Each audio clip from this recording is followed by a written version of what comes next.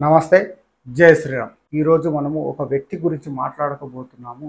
బైరి నరేష్ను ఈ సనాతన హిందూ సమాజం అంతా ఒక శత్రువులాగా ఏ విధంగా చూసిందో అంతకంటే ఎక్కువ నష్టాన్ని చేయగలిగేటటువంటి శక్తి ఉన్నటువంటి వ్యక్తి ఎవరంటే ఈ విజయ విహారం రమణమూర్తి. ఈ విజయ విహారం రమణమూర్తి దగ్గర ఉన్న స్పెషాలిటీ ఏంటి అంటే, నేను కూడా హిందువునే అంటూ సనాతన ధర్మానికి సంబంధించినటువంటి స్వామీజీలతో తిరుగుతూ సనాతన ధర్మంలో బహుళత్వం ఉంది, సనాతన ధర్మంలో సమానత్వం ఉందని చెప్పేసి దాన్ని పాటించడం కోసం, దాన్ని అమలుపరచడం కోసం, దాన్ని రక్షించడం కోసం మేము ఉద్యమాలు చేస్తున్నాం, పోరాటం చేస్తున్నాం, విప్లవం చేస్తున్నాం, మా యొక్క సంస్థలో మీరు జైన్ కాండి అని చెప్పేసి ప్రసంగాలు ఇస్తూ ఈ విజయ విహారం రమణమూర్తి అనే వ్యక్తి హిందూస్ ఫర్ ప్యూరాలిటీ ఈక్వాలిటీ అనే సంస్థలు పెట్టి, అన్నమయ్య కళాక్షేత్రం అని చెప్పేసి కాషాయం కట్టుకున్న ఒక వ్యక్తిని పెట్టి, ఈ విధంగా మేము హిందుత్వవాదులం, సనాతన ధర్మాన్ని రక్షించే వాళ్ళం అని చెప్పుకుంటూ సనాతన ధర్మాన్ని విమర్శిస్తూ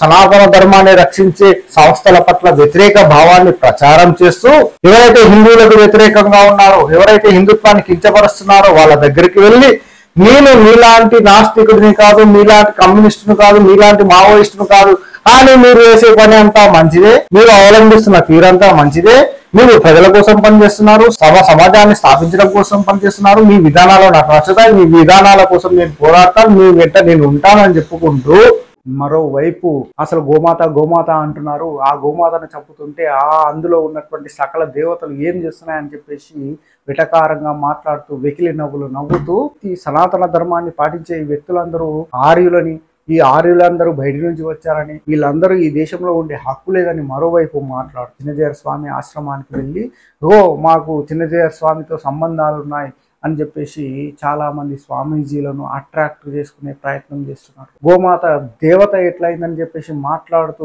రాముడు శ్రీకృష్ణుడు దేవుళ్ళు ఎట్లా అవుతారని మాట్లాడుతూ, జై శ్రీరామ్ మనం అని మాట్లాడుతూ, బొట్టు పెట్టుకోమని మాట్లాడుతూ, ఈ విధంగా సనాతన ధర్మం పట్ల ఇష్టారీతిగా మాట్లాడుతూ, సనాతన ధర్మాన్ని కించపరుస్తూ, ఆ విధంగా మాట్లాడుతూ ఆర్ఎస్ఎస్ గురించి తప్పుగా మాట్లాడుతూ, ఈరోజు సనాతన ధర్మానికి ఏ ఆపద వచ్చినా, ఏ కష్టం వచ్చినా, ఏ నష్టం వచ్చినా, గుడికి కానీ, బడికి కానీ, గోమాతకు కానీ, దేవాలయానికి కానీ, ధర్మం పట్ల కానీ ఎక్కడ ఏ విధమైనటువంటి ఆపద వచ్చినా అక్కడ నిలబడేది ఆర్ఎస్ఎస్, అక్కడ నిలబడేది విశ్వ హిందూ పరిషత్, అక్కడ నిలబడేది బజరంగ దళ్.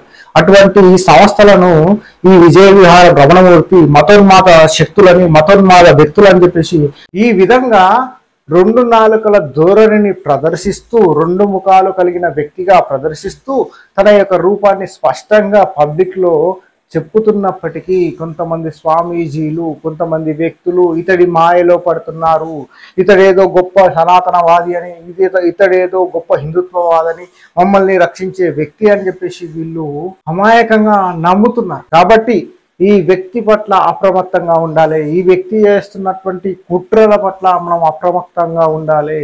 ఏ వేషధరణతో హిందువులను మోసం చేయొచ్చు ఆ వేషధారణను ఇతడు ధరించాడు. ఏ యొక్క పదజాలాన్ని ఉపయోగిస్తే హిందువులు తనకు ఆకర్షితులవుతారో ఆ విధంగా పదజాలాన్ని ఉపయోగిస్తూ హిందుత్వ వ్యతిరేక విధానాలను ప్రచారం చేస్తూ సమాజంలో తిరుగుతున్న ఈ వ్యక్తి సనాతన ధర్మానికి అత్యంత ప్రమాదకారి అని చెప్పేసి సనాతన హిందూ సమాజం అంతా గుర్తించి ఇతన్ని పక్కన పెట్టి ఒక శత్రువులుగా ఎప్పుడైతే చూస్తుందో అప్పుడే ఇతడి వల్ల జరిగే నష్టాన్ని నివారించగలుగుతుంది.